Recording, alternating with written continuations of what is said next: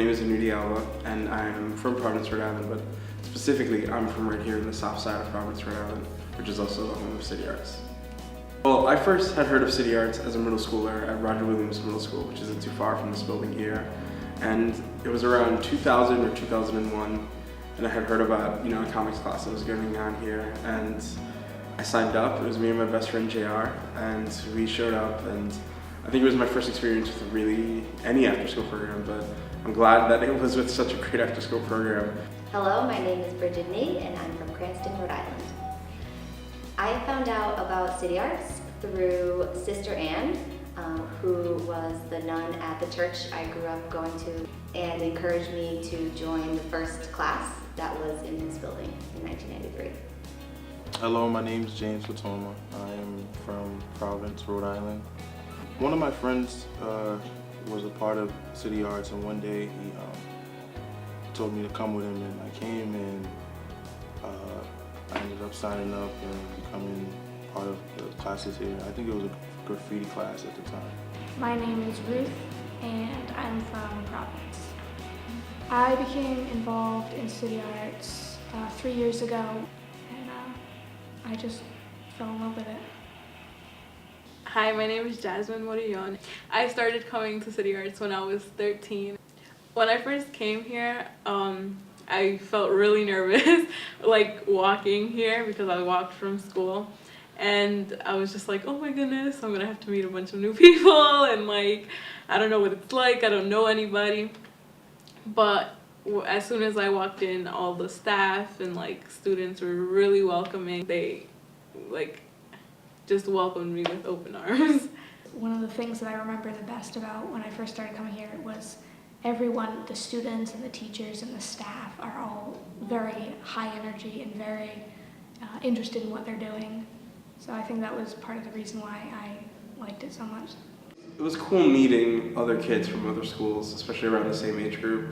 But speaking of ages, it was also interesting because the class was mixed, which was also good. So it wasn't just us in grade 7, so grade 6, grade 8, so some younger kids, some older kids, so varied interests, but it all worked really well. I don't think anybody disliked anyone. Everybody was really supportive of other people's artwork. I think there were a lot of trades happening, oh man, can I have that drawing? Yeah, sure, I really like this other thing you did. So it was really a sense of community. I'm a teacher's assistant here now, and I have been for 2 years, and I love it. It's so much fun. My favorite part about teaching is watching the kids learn something new. These kids aren't here because it's part of their school day. They're not here because they have to be here.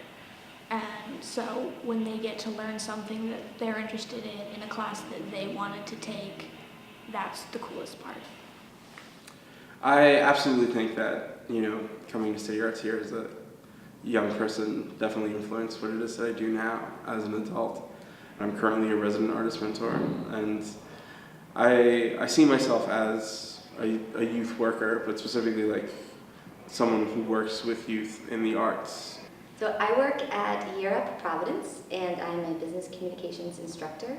I've been there for a little over 2 years, and my job is to prepare urban young adults for the professional world. I think CityArts had a role in what I do today because it was part of my experience with growing up around people who are passionate about what they do, and that they feel an obligation to give back to their community with whatever talents that they have. I've definitely been influenced here a lot from, just my creative state. I still do cartoons, and, I try to incorporate my art and my music. The same mind state I had as a kid is the same mind state I have now. I learned a lot here. Before I volunteered, I was a camp counselor here in the summer. When I was in high school, I was a counselor here. So, and I had a mentor here too. Her name was Aleda. This was actually my internship. I was a counselor here, and I came back to volunteer. So, CityArts affected my choices because, I got to see how different people look at the same thing, and how you can have a class full of people working on the same kind of project but how for each person it comes out completely differently. It helped me broaden my horizon like greatly.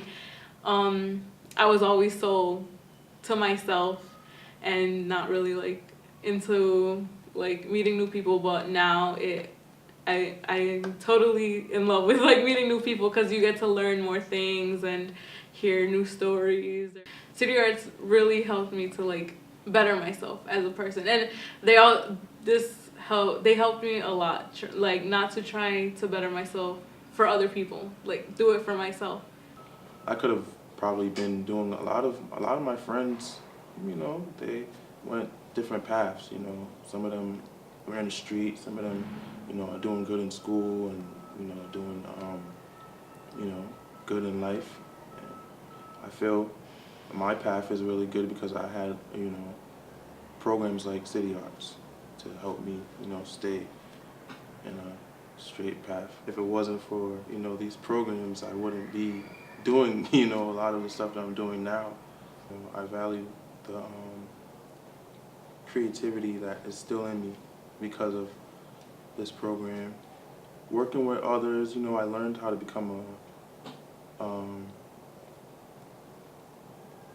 a teacher here, basically. City Arts is awesome, and you make a bunch of new friends, and it's so positive. And for a lot of these kids, City Arts is like the light in their dark lives. So if it wasn't free, I feel like a lot of kids wouldn't have that, you know? I want City Art students and the youth in Providence to know that they have more potential than they think they do, and to never limit themselves, and that they always have choices. And no matter how big their dreams are, they can make them happen with hard work and meeting the right people and making the right choices, and that there are no limits on their success. Go after your dreams and don't waste time, you know.